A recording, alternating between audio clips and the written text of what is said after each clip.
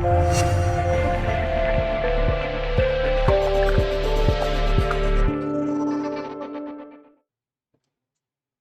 friends, this is Ram Sudhir. Welcome to Swayam Shikshaa. Today's theme is related to basics of Indian economy, which is one of the important areas. Now, if you can spend 15 minutes with me, you can definitely mark one or two questions in the prelims. Now, every time there are some questions on pure basics. So I've named it as pure basics. The reason being very simple here. Why is it called as pure basic is it is often neglected by the students. We generally tend to spend a lot of time in reading economic survey, budget, etc. But there are some basics which we generally neglect. For example, when we use the word demand, okay, so how does a demand graph perform and what are the determinants of demand? So the general understanding is demand is not just about your willingness to buy a product, but your ability to pay. Here, what we should understand is the regular law of demand. When we draw it with respect to an important determinant that is called as price. So when I say a basic law of demand, it is mainly comparing demand with price. So if I have to draw this graph, the basic demand graph, I am taking quantity demanded on x-axis and price on y-axis. Keep observing the slide along with my explanation. So here what we should observe is a basic demand graph in this case will be a rightward sloping graph. This is my demand graph. Now the question comes up, as and when our incomes increase, as and when our incomes are increasing, when my income is increasing, obviously the quantity demanded will also increase. So it means when my income is going to increase, then there would be a rightward shift with respect to the demand graph. What is this rightward shift in this case? So now the new demand graph is going to look in this fashion. Okay, so that means at this price P1, initially the demand was D1. At this price P2, the demand is D2. But since the income has increased, at a particular price, there is more demand for the product, and therefore there is a rightward shift with respect to demand graph. So when I use the word rightward shift here, rightward shift of the demand graph will indicate something called as the favorable demand. Favorable demand. Now this is an important aspect. Why it is an important aspect is because rightward shift here, you can see it indicates something like the favorable demand. Okay. Now the question is it the same for every product? Definitely it is not going to be same for every product. For example, if I have to draw the same graph using income, if I take income, this is called as income demand graph. If I'm taking income on y-axis and quantity demanded on x-axis. Okay. So now my graph should be in this fashion. So this is called as the income demand graph. But there are certain items which are an exemption, or these are, we can say, an exception to the regular law of demand. Now, there were UPSC questions on this. One such item is called as the inferior good. If I have to draw a graph for inferior goods, okay, if I have to draw a graph for the inferior good, in this case, let's try to draw the graph of inferior good on the next page here. Now, if we see the inferior good, unlike the regular law of demand, if I am taking income and quantity demanded, my graph will be different from the regular law of demand. Okay, so that means here when I'm taking income on y-axis and quantity demanded, we find that there is an inverse, or we find that it is an exception to regular law of demand. So why is it? That means this is basically for an inferior good, which has a readily available substitute. Readily available substitute for this inferior good is available. So what does that mean? So that means, for example, Tata Nano is there. As my income is increasing, the demand for Nano is going to decrease because people are shifting from Nano to Alto. If I take Nano as an inferior good. So there is a readily available substitute and therefore people are shifting. Now, similarly, there is one more entity called as Giffen goods. Giffen goods. Now, Giffen goods are also an exception to regular law of demand. They are also an exception, but we can say Giffen goods are a subset of inferior goods. If this the bigger circle is inferior good, then the smaller circle is Giffen. Giffen is a subset of an inferior good.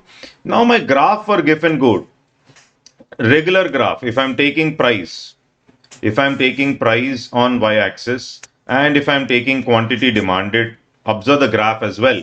So the regular law of demand is going to be in this fashion. But for the given good, the graph will go in this fashion. That is, if I'm taking price and quantity demanded, so the graph will move in this direction. So that means as the price is increasing, the quantity demanded of this item, though it is not a superior item, it's an inferior item, because there is no readily available substitute. For example, tomatoes or potatoes. Since there is no readily available substitute, though the price is increasing, people tend to buy more of these goods. So this is also an exception to regular law of demand. Similarly, there are goods which are called as Veblen goods. Veblen goods. So Veblen goods are superior items, or these are something like status oriented goods. Now they are also an exception to regular law of demand. Exception. So what I mean by exception here, if I am taking price and quantity demanded, so the graph for Veblen good is also going to be in this fashion. So Veblen, inferior and Giffen, they are basically seen as an exceptions to regular law of demand. So these goods like Veblen, they are price is a factor which will drive their demand, or they are buying it for status. Okay, so these are called as Veblen goods. Now, UPSC was asking such questions earlier. So it can ask if there is a rightward shift with respect to demand graph. What does that indicate? Always remember, rightward shift with respect to demand graph will indicate a favorable demand. Okay, a simple logic is as the income is increasing, we demand more of quantity at that price, and therefore there's a rightward shift. Now, when we talk about market equilibrium, because there was no question asked in the recent past with respect to market equilibrium. Okay, so how price gets decided? Now, let's try to understand this. Suppose I am taking price on my y-axis, and on the x-axis we are taking both, that is quantity demanded as well as supplied. Now we'll draw two graphs here. One is the demand graph. This is how the demand graph looks like. It's always a rightward sloping graph. Now the second one is the supply graph. All other things remaining constant, the supplier always wants to supply more material at higher prices. So therefore, my graph, supply graph, is going to be in this fashion. So in this case, the equilibrium point is decided by the forces of market, that is demand and supply. So this is the price. Now, whenever there is inflation, or whenever there is too much of money chasing too few goods, when there is too much of demand, then obviously we will observe that there will be a rightward shift with respect to the demand graph, and therefore this is the new point of equilibrium. And when this is the new point of equilibrium, we'll observe that the price has increased from P to P1, so which is indicating something like the inflation. So demand is causing inflation. Now similarly, let's try to observe if this is the new equilibrium point, if there is no supply, suppose there is, because of crisis, Russian crisis, war, there is no supply of oil, food, etc., then supply is going to decrease. So my new supply graph can be like this. It is shifting leftward. So when the supply is reducing also, this will be my new equilibrium point, and therefore the price has increased now from P1 to P2. This is how prices keep increasing. So inflation can happen when demand is not there, or also when supply is not available. This is the understanding here. So these are some basic understandings. This is called as the theory of market equilibrium. This is how prices will be decided in market economy. This is how prices will be decided in market economy. Now, one more important observation here. Along with this, when I talk about determinants of demand, so one is price, one is income, then we also have substitutes. Always substitutes also have an impact. So when we talk about coffee and tea, and also complementary items, for example, petrol and car and petrol. So for example, if I have to talk about price of two different items in one single graph, so price of two different items in one single graph, for example, we call them as cross demand curves. There can be a question on substitutes. Already there was a question. We'll solve some questions. You'll understand why there are questions on basics.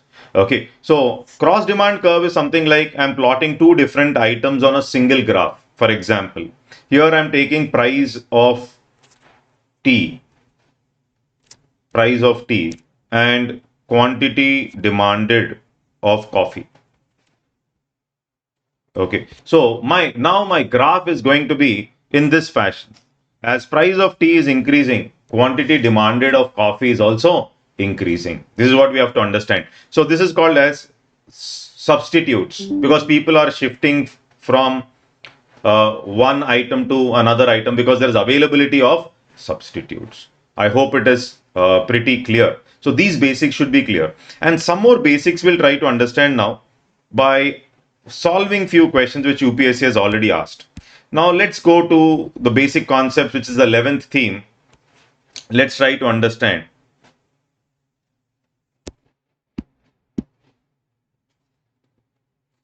Okay. So here, a closed economy. So closed economies are basically those economies where trade is not there. And open economies are those economies where trade is there. So India was earlier in 1960s more of a closed economy. India today is more of an open economy. So we do not find completely open nor completely closed economies. Okay, so here closed economy. So it's a basic concept from NCRT. So that is an important concept from NCRT, very important. So neither exports nor imports take place. Now here, capital gains. So we would have learnt about capital gains tax, which is the tax we generally pay on capital gain. So by generally capital gains tax is paid by the seller. So I'm purchasing this building, let's say at one crore, and tomorrow after 1 year I've sold it for 5 crores. My gain is almost like 4 crores. On that 4 crores, I'll be paying something like the capital gains tax. Again, there will be short-term capital gains tax and long-term capital gains tax. Now here UPSC was just asking capital gains arises under what circumstances. If you see, sales does not talk about capital gain. Very important. When there is a natural increase in the value of the property, yes. And when the purchase of a painting. So painting is also seen as an asset. So when painting is seen as an asset, if I'm selling a painting for a higher value, then it is I'm going to I have to pay something like the capital gains tax. Purchase of painting and there is a growth in the value due to increase in its popularity. Okay, so answer should be 2 and 3. Again, a basic question. Now, different types of unemployment are there. So frictional, cyclical, disguised, okay, chronic, underemployment, etc.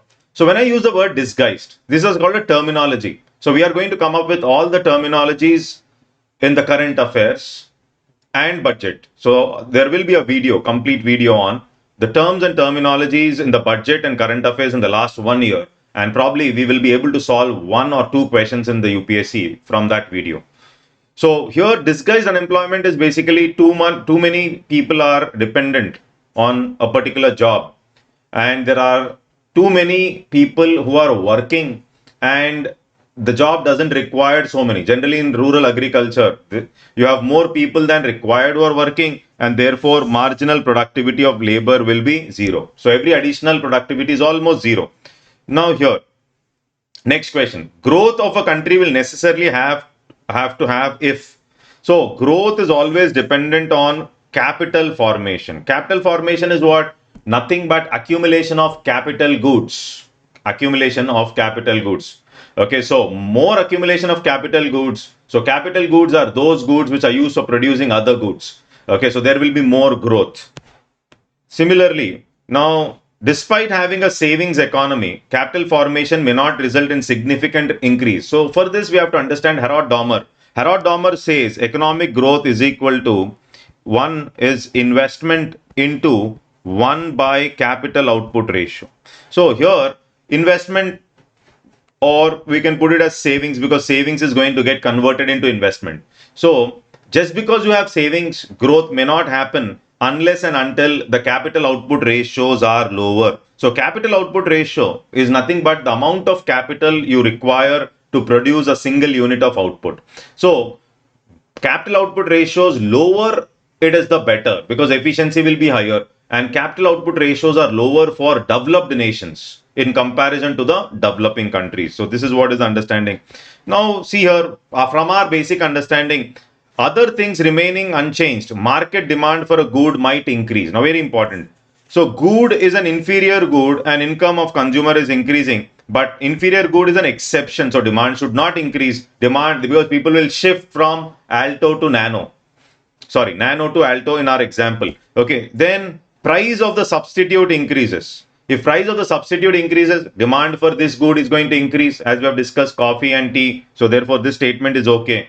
Price of complementary increases, then demand for this product will decrease. It will not increase. Why? For example, price of car is increasing. So people will not buy many cars here. So cars purchase will fall. So demand for petrol is also going to decrease. So this can't be there. And if price falls, yes, we have discussed the demand graph. Price is going to fall, demand is going to increase, and therefore answer should be 1 and 4. After a basic understanding, this question should be doable. Okay. And then which of the following affects the creation of black money? These are called as simple questions where you have to check what effect it is creating. So black money effect basically because affects the government because government is going to lose a lot of revenue. Okay. So now last time there was this question about real sector. Now this is again a basic sector we cannot categorize. So real sector is something that is real. Production activity is real. Okay. But financial sectors which support the production activities are not real. Okay. So these are financial sectors which are supporting the real activity. So here something related to production is what is real sector. For example, here farmers harvesting their crops, real sector. Yes, something related to output. Textile mills converting raw cotton into fabrics, something related to output. So these two are real sectors, no doubt about it. Commercial bank lending money, financial sector is not a real sector. It is supporting sector to the real sector. Corporate body issuing bonds and all. Again, this is also something like a financial aspect. So answer should be 1 and 2. Very important. Real sector is something related to production. Financial sectors support the real sector. I hope you have understood the basics very well. And this video should help you to get some clarity on basic concepts. And because 1 or 2 questions can decide our fate in the exam. And I hope I'm adding value. Please do comment in the comment box. And the next few videos are going to be even more interesting and even more valuable for you because the terms and terminologies, etc., are very important for UPS. Okay, please do subscribe. Please do share our videos. And signing off. Thank you.